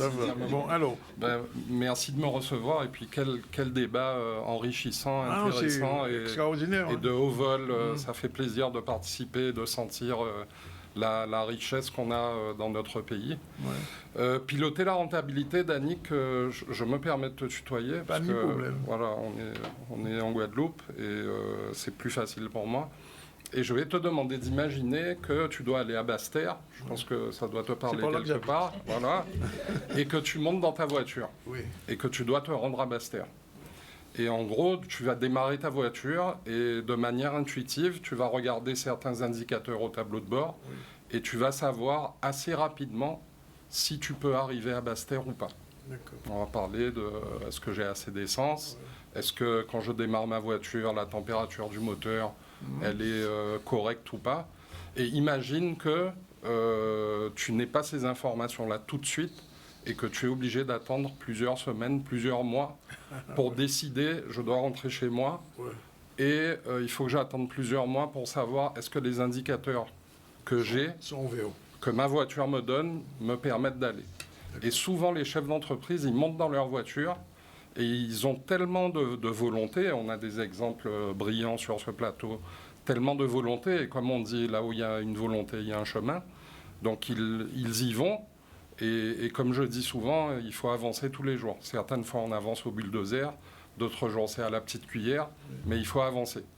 Mais on va rouler dans cette voiture et on va se dire, nous qu'à rouler en ouaille, donc c'est déjà bien, mais on ne sait pas jusqu'où on peut aller. Peut-être que certaines fois, on peut aller plus vite aussi. Et donc, le pilotage de la rentabilité dans une entreprise, pour garder l'image, c'est un peu comme les indicateurs. Alors, il y a certaines entreprises, ce sera une petite voiture, d'autres entreprises, c'est un gros camion, ou d'autres entreprises, c'est un avion, donc on aura plus d'indicateurs. Et je dirais que c'est la base non seulement pour le quotidien de l'entreprise, mais c'est aussi la base de nos partenaires financement public et financement privé, parce qu'ils ont besoin de se rassurer que le chef d'entreprise, il a les bons indicateurs et les bonnes informations. Et la capacité aussi. Exactement. Oui. Et donc, est-ce qu'il y a des outils à mettre en place à ce moment-là, quand on demande un financement privé à ce moment-là? Je dirais, à différents niveaux, on peut partir, mais pour simplifier le plus possible pour ceux qui nous écoutent, on peut partir, on a tous connu le carnet quand on allait acheter dans le Lolo, mais en gros, nos grands-mères, nos grands-pères, ils avaient le bon sens déjà de se dire, en fait, le premier tableau de bord dans une entreprise, c'est mes recettes et mes dépenses. Et quand je vais facturer mon client, comment je prévois d'encaisser ce qu'il doit me payer. Donc il y a des business models, comme on disait tout à l'heure, où on encaisse tout de suite. Et quand j'ai une facture de dépense ou d'achat de marchandises, comment je vais la payer. Donc on a deux notions qui sont assez simples. Et idéalement, pour pouvoir s'assurer de la viabilité du projet, on va faire la somme de nos produits et on va faire la somme de nos charges. Et idéalement, il faut que les produits dépassent les charges et il faut qu'on encaisse plus qu'on décaisse. Alors je simplifie à l'extrême, il y a des cas qui sont différents d'un domaine d'activité à l'autre, de taille d'entreprise à l'autre, mais globalement, c'est ce qu'il faut retenir en tant que base pour le premier pilotage. Et que ce soit un pilotage surtout en temps réel. Et ça, on fait ça sur une durée, il y a un tableau de bord, enfin au tableau de bord à une durée? Alors je dirais le quotidien, et aujourd'hui on est à l'ère du digital, donc dès qu'on facture, les données sont immédiatement alimentent le tableau de bord. Maintenant il y a des analyses, et je pense que ça va parler au professeur Plocost, qu'on va faire jour après jour. Mais il est intéressant de prendre du recul et d'analyser sur une durée suffisante pour savoir est-ce que c'est une tendance, est-ce que c'est récurrent ou est-ce qu'au contraire c'est un phénomène aléatoire. Alors globalement, est-ce qu'on peut dire que, enfin j'imagine c'est une question à poser, mais je la pose quand même, le bon pilotage facilite tout finalement? Il facilite tout et il facilite surtout, excusez-moi l'expression, d'avoir les yeux en face des trous. Et comme disait un client qui recommandait des gens il leur a dit d'aller me voir pour les accompagner. Il leur a dit ne comptez pas sur lui pour vous vendre du rêve, comptez sur lui pour vous vendre la réalité qui vous permettra d'atteindre vos rêves. Alors, c'est un gros projet et je ne sais pas si j'arriverai à aider tous les entrepreneurs, mais ça me tient à cœur. Et un bon pilotage, c'est comme la bonne fondation de votre maison. Ça veut dire si la fondation est solide... Le carré sol ne tient pas, la maison ne tiendra pas. Voilà. Alors, dernier point, et ça c'est nécessaire aussi, pour un chef d'entreprise qui nous regarde et qui nous regardera, puisque ça repassera, quel est le conseil fondamental qu'on peut lui donner? Mais le conseil fondamental, c'est vraiment de faire appel à des spécialistes dans le domaine.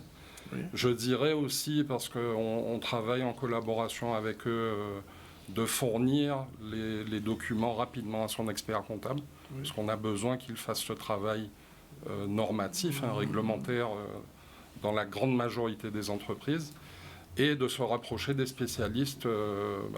Là, je pense que, et je le dis en toute franchise et sincérité, on a des sommités chacun dans leur domaine. Pour justement, moi, c'est en faisant connaissance avec Claudie que j'ai découvert la palette très large de possibilités de financement public et qui sont mises à disposition avec l'existence de technopoles, d'incubateurs, etc. Il faut avoir une idée. Maintenant, pour que ça devienne un projet, il faut que ce soit structuré. Le chef d'entreprise, il ne peut pas être bon dans tous les domaines.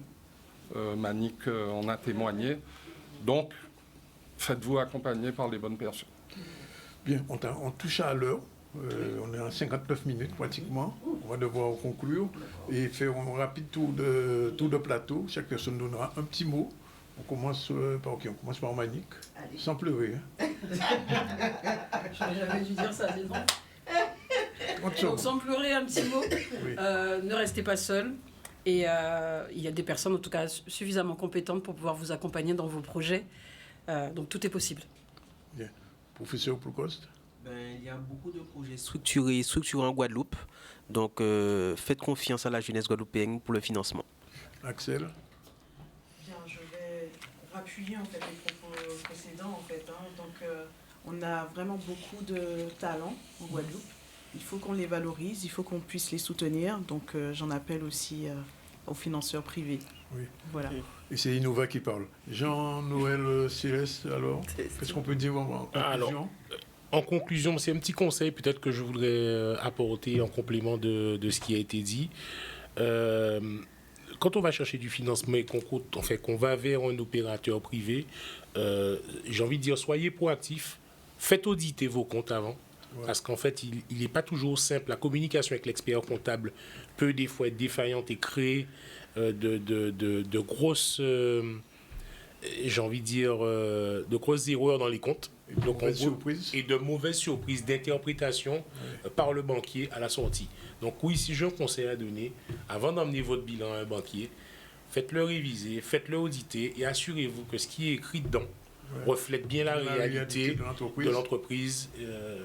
Voilà. Gaston, deux petits mots aussi avant de conclure. Petit proverbe qui m'a souvent accompagné, quand tu souffres, ne va pas demander au médecin qu'est-ce que ça fait, va demander à celui qui a souffert. Donc ceux qui ont l'expérience, ils ont vécu des difficultés, ils auront très certainement d'aussi bonnes solutions que le médecin pour les accompagner. Audi, c'est à toi le mot final. Eh bien, écoute, on a eu véritablement une table ronde riche, avec beaucoup de messages très, très forts. Oui. Donc, Axel nous a vraiment rappelé que tout commence par la structuration de l'idée. Donc, comment Innova accompagne la transformation de l'idée en projet. On a vu aussi l'importance avec des structures comme Initiative de mobiliser aussi et de renforcer les fonds propres. Puisque sans cette première brique financière, rien ne démarre. On l'a rappelé avec les experts autour de la table, on ne peut pas partir de zéro, c'est pas possible. Noël nous a démontré encore l'importance de la crédibilité financière face aux financeurs, aux bailleurs privés, comment c'est un prérequis, non seulement pour mobiliser le financement privé, mais pour aller lever ensuite le financement public. Racine nous a parlé de comment on va à Basse-Terre avec ces indicateurs, sinon on reste en cale morte, j'oserais dire. Voilà. Donc comment le pilotage est véritablement le cœur du réacteur. Clairement, une fois qu'on a réussi à passer toutes les embûches et mobiliser les financements quels qu'ils soient, encore faut-il qu'ils soient correctement exploités, transformés pour permettre un développement. Sans ces indicateurs, pas de stratégie. Et puis, bien sûr, les témoignages de terrain, je retiens, pas les pleurs, je retiens la détermination et la vision et l'honnêteté sur la capacité à reproduire, mais pas toute seule. et je retiens aussi du professeur Plocos la certitude, et ça, je serai là aussi à ses côtés pour l'accompagner, de devenir le nouveau NHC de la Caraïbe et de l'intertropicalité. Voilà. C'est mon ambition à ses côtés. Très important ça. Surtout le fait qu'on vient de vivre, tu l'as dit tout à l'heure, les Caribéennes. Tout à fait. Voilà, donc Carrefour, le temps nous manque pour donner un petit peu tout cela. Mais c'est vraiment l'ambition de la Guadeloupe, c'est de devenir le Carrefour caribéen, mais pas que. On y va clairement. Mondial de l'innovation intertropicale. Merci pour ce plateau. Merci à toi pour ta confiance. Toutes ces informations qui sont arrivées, moi j'ai appris beaucoup de choses. Imagine qu'Ivan qui vient de monter une entreprise aussi, tu as dû apprendre beaucoup. Oui, j'ai appris. Mais en fait, tu vas pas faire ces larmes là, non, je ne vais pas pleurer parce que je serai accompagnée. Mais en fait, j'avais une question, peut-être que ce sera l'ouverture sur l'autre chose.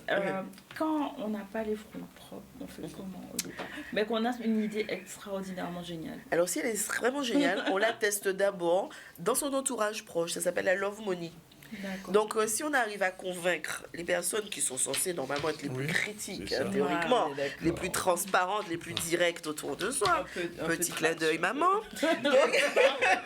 Merci, donc si maman arrive à me financer en disant j'y crois, ça, c'est que le banquier va y croire aussi. Voilà. En tout cas, merci à tous et à toutes. Merci Claudie. Avec grand plaisir. Grâce à toi, ce genre de choses qui passaient quelquefois au-dessus de la tête de beaucoup de gens. les financements publics, on commence à connaître les clés. C'est ça, c'est ça. On est devant la CERIO, on va tourner. Voilà, et bientôt, on va pouvoir avoir une porte bien grande ouverte. Voilà, il est 14h27, on a largement débordé. Je vais me faire allumer, mais c'est pas grave pour ça.